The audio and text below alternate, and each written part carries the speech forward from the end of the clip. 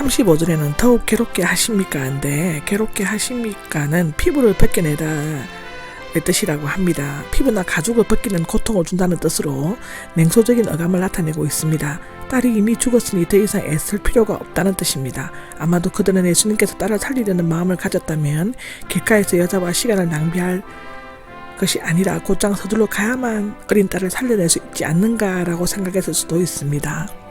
36절입니다. 36절은 들은 척도 하지 않으시고인데, 개역 성경은 곁에서 들으시고 킹 제임스는 듣자마자, 즉 as soon as possible 인데 무시하시고로 번역하고 있습니다. 원래의 뜻은 듣기는 들었지만 별로 관심을 기울이지 않았다는 것을 의미한다고 하는데, 왜냐하면 딸의 죽음이 그들에게는 절망이었지만 예수님에게는 오히려 희망이었기 때문입니다.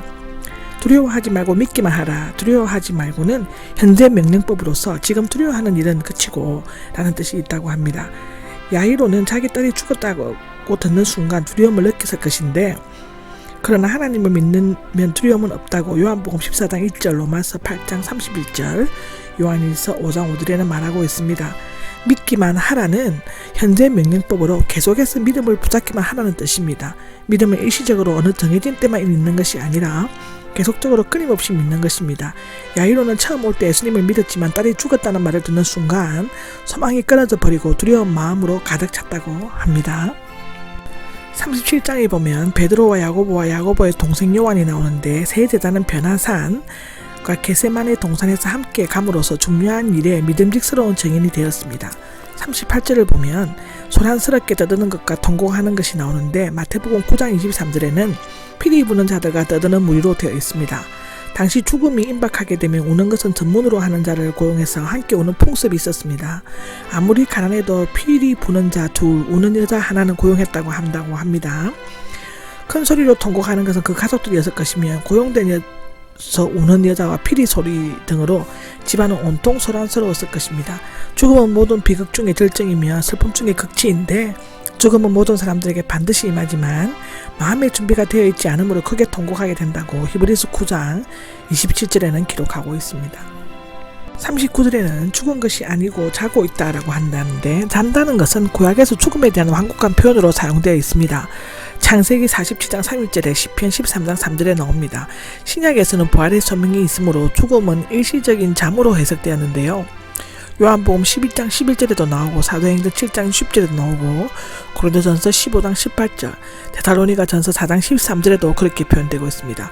그리스도 안에서 죽은 자는 자는 것이요 그리스도가 없이 사는 자는 죽은 것이다 라고 마태복음 8장 22절에는 기록하고 있습니다. 40절에 보면은 비웃었다가 나옵니다. 미완료 시상은 계속적으로 비웃는 것을 의미하는데, 그들은 예수님의 말뜻을 알아듣지 못했으므로 비웃을 수밖에 없었습니다. 그런데 오히려 그들의 비웃음은 딸의 죽음과 예수님의 이적적인 능력을 확인시켜주는 역할을 하였는데, 아이의 부모와 들어가셨다는 이적을 목격할 증인이 필요했거나 죽은 아이가 여자였기 때문에 함께 들어가셨을 것입니다. 41절에 보면 탈리다 쿰이 나오는데, 마가만이 원래의 아랍어를 기록하고 있습니다. 아랍어는 주 1세기에 이스라엘에게 통용되었으며 예수님과 제자들이 일상언어로 사용하였습니다. 성경을 읽을 때는 히브리어 지식적인 내용이나 책은 헬라어, 공문서는 라틴어로 되어 있다고 합니다. 아마도 목격자의 기억 속에 아랍어가 인상 깊게 남아있었던 것 같는데, 누가복음에는 그 영이 돌아와 라고 기록되었는데, 완전히 육과 영이 분리된 죽음의 상태에서 살아난 것을 나타냅니다. 하나님께서 빛이 있으라고 명하실 때 빛이 있었던 것처럼 똑같은 능력의 말씀으로 예수님께서 일어나라고 명하시다고 하는 것 같습니다. 42절에 보면 곧바로 일어나서 걸어 다녔다가 나옵니다. 일어나서는 부정각으로 단번에 즉시 깨어난 것을 의미하며, 걸어 다녔다는 미완료로서 계속적으로 돌아다닌 것을 의미합니다. 그 소녀가 그렇게 걸어 다닐 수 있었던 이유는 12살이었기 때문이라고 밝히고 있는데, 유대법으로는 만 12살 반이면 결혼할 수 있는 나이였고, 힘차게 걸어 다니는 소녀의 모습이 선명하게 그려집니다. 크게 놀랐고 또 놀랐다는, 그들의 죽었던 소녀가 살아난 것을 보고 정신을 잃을 정도로 놀랐다는 것입니다. 이것은 전에 본 적도 들은 적도 없는 실로 놀라운 일이었을 것이라고 기록되어져 있습니다. 43절에 보면 아무에게도 알리지 말라고 나옵니다. 예수님의 원래 목적은 육신의 병이 아니라 영의 병을 치유하는 것이었으므로 소문이 알려지지 않은 많은 병자들이 몰려올 경우 계획하시는 바가 방해를 받을 것으로 염려하시기 때문입니다. 또한 예수님의 큰 인기가 예수님의 사역이 완성되기 전에 많은 반대에 부딪히게 될 수 있기 때문인데요.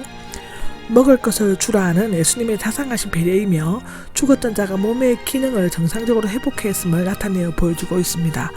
이것으로서 마가복음 5장은 끝이 납니다.